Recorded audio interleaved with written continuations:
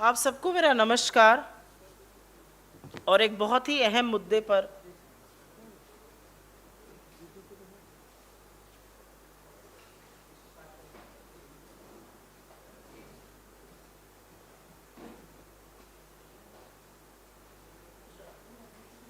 आप सबको मेरा नमस्कार और एक बहुत ही अहम मुद्दे पर आपसे चर्चा करने के लिए और कांग्रेस का वक्तव्य देने के लिए आपके पास आए हैं।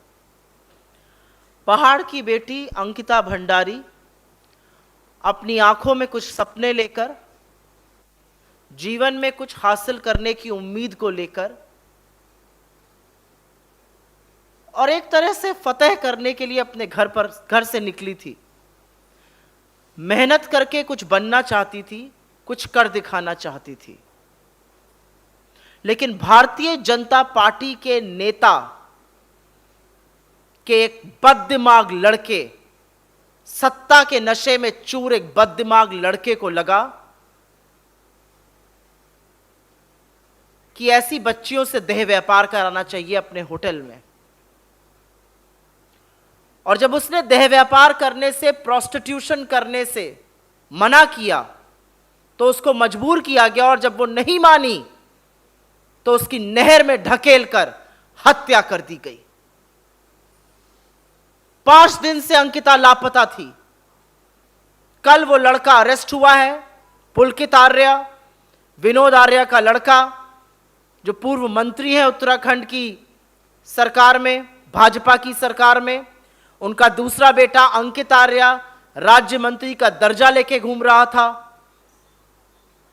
ऐसा क्यों है कि जब भी लड़की के शोषण की, जब भी किसी लड़की के साथ दुष्कर्म की कोई घटना सामने आती है तो कहीं ना कहीं उसमें भारतीय जनता पार्टी के नेता का नाम जरूर सामने आ जाता है।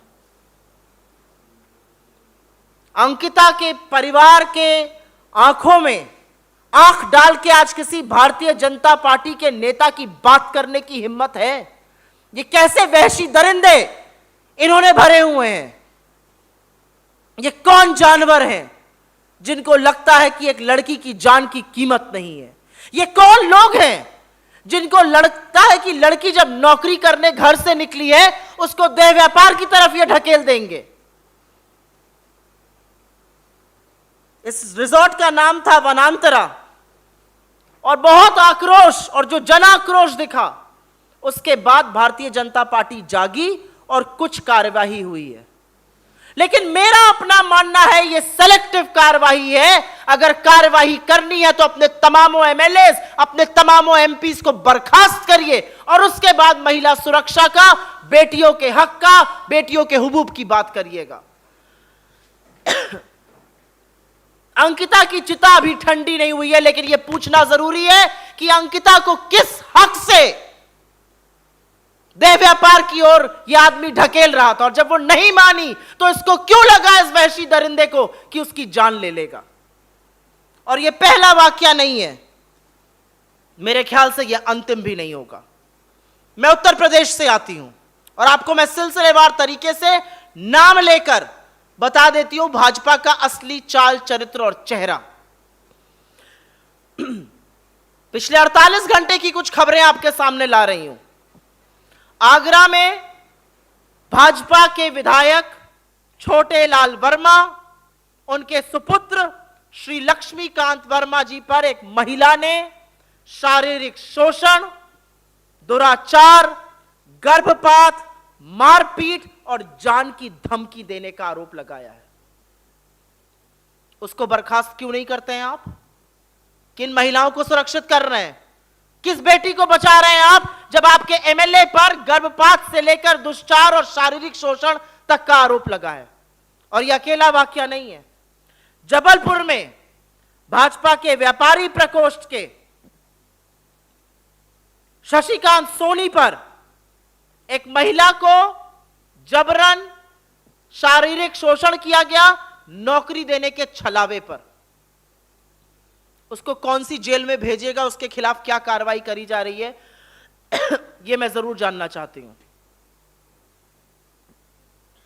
अभी शाहडोल मध्य प्रदेश में विजय त्रिपाठी जी 2021 में भाजपा के नेता, जैतपुर में मंडल अध्यक्ष, उनके खिलाफ एग्जैक्टली ये केस, महिला के साथ शारीरिक शोषण, उसका रेप, उसके साथ बलात्कार और उसको किसी न किसी छलावे में लाकर ऐसा करना।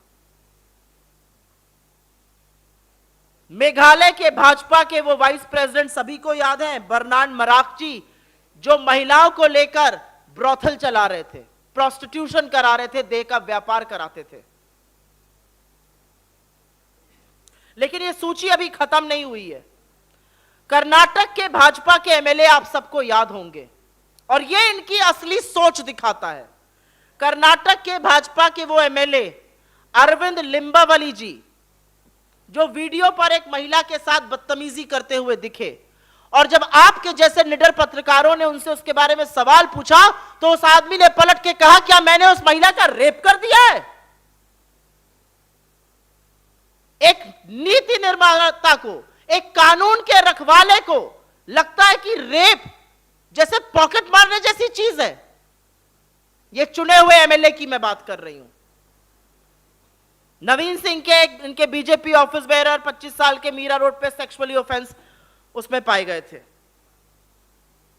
श्रीकांत देशमुख महाराष्ट्र के शोलापुर में बीजेपी की महिला कार्यकर्ता ने आरोप लगाया था अपने साथ दुष्चार करने का, अपने साथ शारीरिक शोषण करने का, अपने साथ जोर और जबरदस्ती करने का। ये श्रीकांत देशमुख जी शोलापुर के जिला अध्यक्ष थे। और अभी तो मैंने उन्नाव के कुलदीप सेंगर और शाहजहांपुर के स्वामी चिन्मयानंद का नाम नहीं लिया है। अभी तो मैंने सांसद रेखा वर्मा का नाम नहीं लिया है, जिनके लोगों ने लखीमपुर में ऋतु सिंह का चीरहरण किया था एक इलेक्टेड जिला पंचायत सदस्य का, क्योंकि वो अपनी मर्जी से वोट देने जा रही थी। अभी मैंने सीमा पात्रा का जिक्र नहीं किया है, झारखंड की वो दरिंदी सीमा पात्रा, भाजपा की नेत्री सीमा पात्रा, जो अपने घर पर एक आदिवासी महिला के साथ वो सलूक करती थी जिसको सुन के रोंगटे खड़े हो जाए, उसको अपनी पेशाब चटाने तक का काम करती थी कमरे में बंद कर कर, और जिसका पर्दाफाश उसके लड़के ने किया। तो आज सवाल जरूर उठेगा कि कहां है वो महिला नेत्रियां और कहां है देश के प्रधानमंत्री नरेंद्र मोदी, और वो इस देश से माफी कब मांगेंगे?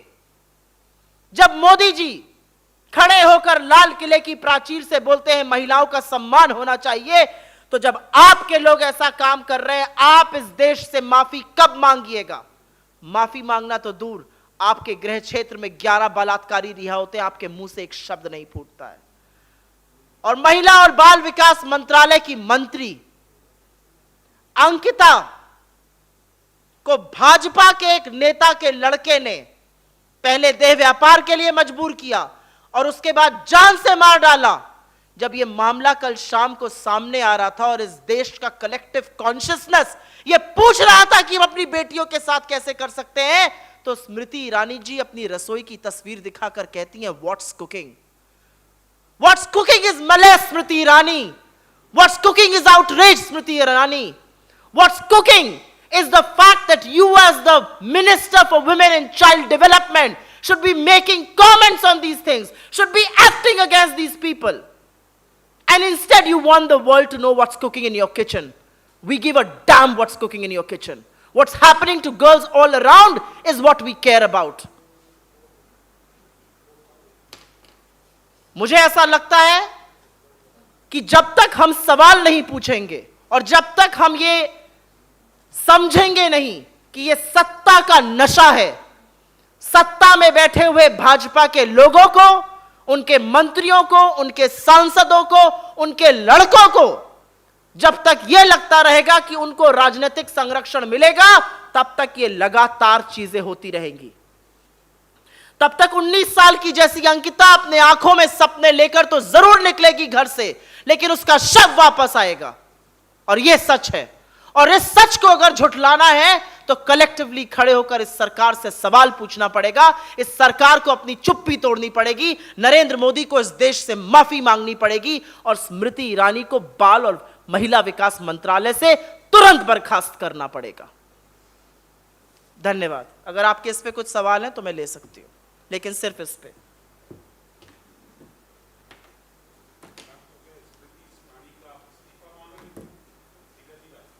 आपको लगता है कि जिस दिन 19 साल की अंकिता के साथ ऐसा दुराचार हुआ, जिस समय पता चला, जिस शाम को पता चला कि अंकिता की हत्या कर दी गई है, महिला और बाल विकास मंत्री को फोटो लगा के पूछना चाहिए था, व्हाट्स कुकिंग?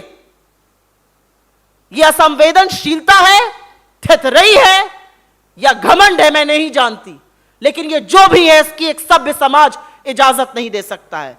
अगर उनका नैतिक कंपस नहीं है, अगर उनका नैतिक मूल्य ऐसे नहीं है कि वो इस्तीफा दे, प्रधानमंत्री बर्खास्त करें उसको, लेकिन वो क्या बर्खास्त करेंगे? वो खुद एक शब्द बोल नहीं पाते हैं महिला सुरक्षा पर और महिला के सम्मानों पर।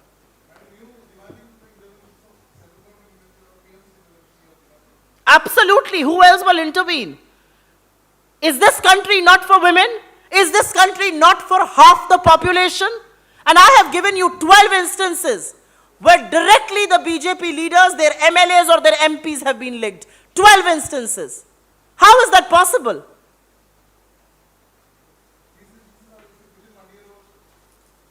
Within a year's time.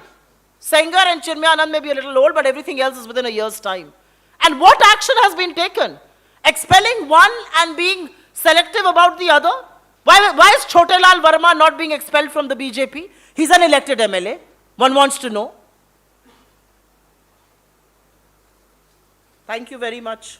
But this is a very important issue and I hope it will deserve some newsprint space and also some television space. I want to request all of you, hold the government of the day accountable. There has to be outrage on issues like these. Television channels need to debate issues like these. It doesn't matter what is happening in the rest of the country. I think what is happening with women in this country cannot be put on the back burner.